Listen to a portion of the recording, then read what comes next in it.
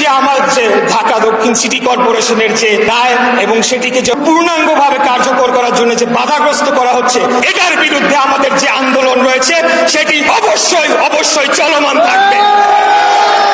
আমরা বারে বারে বিভিন্নভাবে সরকারের সাথে যোগাযোগ করেছি, বিভিন্নভাবে আন্দোলন করেছি, আপনাদের মিডিয়ার ভাইদের মাধ্যমে আমরা বক্তব্য রেখেছি, কিন্তু কোনোভাবেই সরকারকে কেন জানি বোঝানো যাচ্ছে না যে এই লড়াই আমরা হারার জন্য আসি নাই, এই লড়াই আমরা জেতার জন্য এসেছি। কারণ এখানে জনগণ ভোটে আমি সরাসরি নির্বাচিত হয়েছি, মানুষের গণতান্ত্রিক অধিকার রক্ষার জন্য আমরা লড়াই করছি।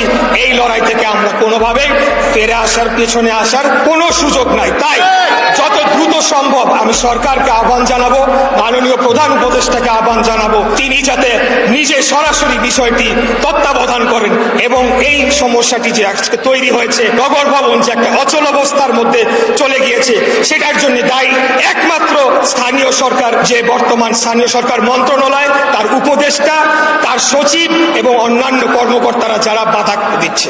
আমরা চাই না জনগণের আর ভোগান্তি দীর্ঘায়িত হোক, আমাদেরকে বারে বারে এখানে এসে আন্দোলন করতে হোক, মিডিয়ার ভাই আপনাদেরকে বারে বারে ডেকে আনতে হোক, এই একই বিষয়ে বারে বারে আপনাদেরকে ব্রিফিং করতে হোক।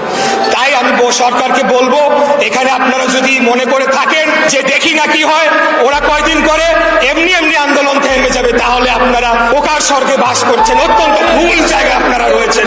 আমি আবারও আপনাদেরকে বিনীতভাবে অনুরোধ জানাবো যে নগরবাসীর দুর্ভোগের কথা চিন্তা করে হলো আপনারা দ্রুততম সময় এটা সুরাহা করেন। আমরাও চাই এটার একটা সুরাহা করে একটা যৌক্তিক পরিণতি এটার। এখন যেভাবে রয়েছে, যে অবস্থায় রয়েছে, এই অবস্থা থেকে আসলে কোনোভাবে আমরা ফেরত যাওয়ার কোনো পর্যায়ে নেই, কোনোভাবে আন্দোলন থামানোর কোনো সুযোগ নেই।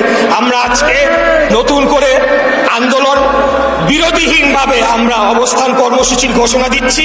নগর ভবনে আমরা জনগণকে নিয়ে অবস্থান করি। আজকে প্রথম দিন, আপনারা জানেন যে ঐতিহাসিক বৈঠক হয়েছে, ছুটির পরে প্রথম কার্য দিবস, তাই আমরা বেশি লোক সমাগম করে এখানে একটা এটা করতে চাই নাই। আমরা চেয়েছি যে সরকারের প্রতি আমরা আহ্বান জানাতে চাই যে আপনারা আদালতের, সর্বোচ্চ আদালতের, নির্বাচন কমিশনের এবং জনগণের রায়কে আপনারা সেটাকে কার্যকর করুন। এটা কি ধরনের উদাহরণ আপনারা রেখে যাচ্ছেন? এটা তো আপনাদের জন্য কি কোনো ভালো কোনো উদাহরণ হচ্ছে কিনা? এবং আমার জন্যও এটা কষ্টকর যে আমি জনগণের জন্য দুর্ভোগের সৃষ্টি আমার ওদের করতে হচ্ছে, কিন্তু এটার একটা কারণ রয়েছে এবং সেই কারণটা হলো যে আমরা যদি এখান থেকে পেছনে ফিরে যাই, তাহলে পরে একটা গণতন্ত্রের জন্য একটা আঘাত হিসাবে এই উদাহরণ সৃষ্টি হবে, যেটা আমরা কোনোভাবেই আমরা হতে দিতে পারি না। আমরা সকল পর্যায়ে কথা বলেছি, সকল পর্যায়ে সলা পরামর্শ করেই আমরা আজকের এই কর্মসূচি ঘোষণা করছি। তাই আমি সরকারকে আবারও আহ্বান জানাবো, আপনারা দ্রুততম সময়ে এটা নিষ্পত্তি করেন,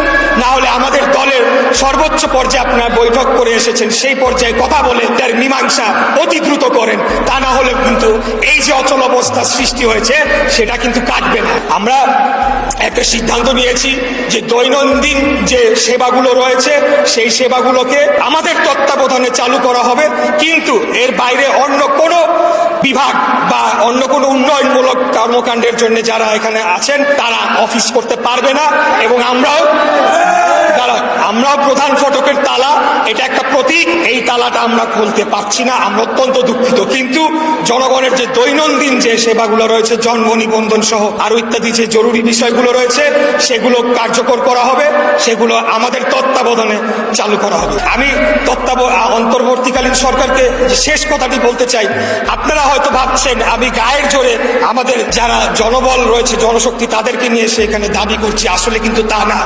আপনারা ভুলে যাচ্ছেন, আইনি যদি কোনো একটা বিষয় থাকে, আইনি যদি কোনো অধিকার থাকে, মেয়র ইলেক্ট অর্থাৎ নির্বাচিত মেয়র হিসেবে আমাকে আপনারা কোনোভাবে এখানে আপনারা চাইলে এখানে মুছে ফেলতে পারবেন না। বরঞ্চ ভবিষ্যতে আপনাদেরকে কিন্তু এই যে শপথ ভঙ্গ, সংবিধান ভঙ্গ, দায়িত্ব অবহেলা, মন্ত্রণালয়ের নিষ্ক্রিয়তা এবং সর্বোপরি জনগণের ভোটের অধিকার, যারা আমাকে ভোট দিয়েছিল তাদের অধিকারকে আপনারা বিঘ্ন করেছেন, তাদের রহিত করেছেন, সেটার জন্য আপনাদেরকে আইনি মোকাবেলা বা আইনি চ্যালেঞ্জের মুখোমুখি হতে পারে ভবিষ্যতে। কিন্তু আমরা সেই ধরনের কোনো পদক্ষেপ চাই না। আমরা চাই না এই সরকারের বৈধতা নিয়ে কোনো প্রশ্ন প্রশ্ন আসুক। এরপরে আমাকে যদি আপনারা আমার যে প্রাপ্য অধিকার বা জনগণের যে প্রাপ্য অধিকার সেটা যদি নিশ্চিত না করেন, তাহলে কিন্তু ভবিষ্যতে আপনাদের বৈধতা নিয়ে প্রশ্ন করার সুযোগ আমার থেকে যাবে। অতএব আমি এটা কোনো ভিন্নভাবে না নেওয়ার জন্য অনুরোধ করছি এই সরকারকে। আবারও অনুরোধ জানাচ্ছি, আপনারা দ্রুততম সময় এটা নিষ্পত্তি করেন। যে সকল পর্যায়ে আপনাদের কথা বলা দরকার আপনারা কথা বলেন, কথা বলে আপনারা এই শপথ গ্রহণ অনুষ্ঠানটি দ্রুততম সময় কার্যকর করেন। তাহলে এই অচল অবস্থা কেটে যাবে এবং একটা সৌহার্দ্যপূর্ণ পরিবেশ তৈরি হবে, যেই পরিবেশে আমরা সকল গণতন্ত্রী মনা রাজনৈতিক দল একসাথে আমরা কাঁধে কাঁধ মিলিয়ে আমাদের মধ্যে যত মত পার্থক্যই থাকুক না কেন, আমরা একটা সুষ্ঠু, সঠিক, অবাধ, গ্রহণযোগ্য, অংশগ্রহণমূলক নির্বাচনের মাধ্যমে জনগণের কাছে রাষ্ট্র ক্ষমতা হস্তান্তর করব। সেই নির্বাচনে জনগণ যাকেই ভোট দিবে, যেই দলকে রাষ্ট্র ক্ষমতা আনবে, তারাই রাষ্ট্র পরিচালনা করবে। এটাই হচ্ছে আমাদের প্রতিজ্ঞা, এটাই আমাদের ওয়াদা। ASBD 24 সত্য প্রকাশে প্রতিশ্রুতিবদ্ধ। চ্যানেলটি সাবস্ক্রাইব করুন।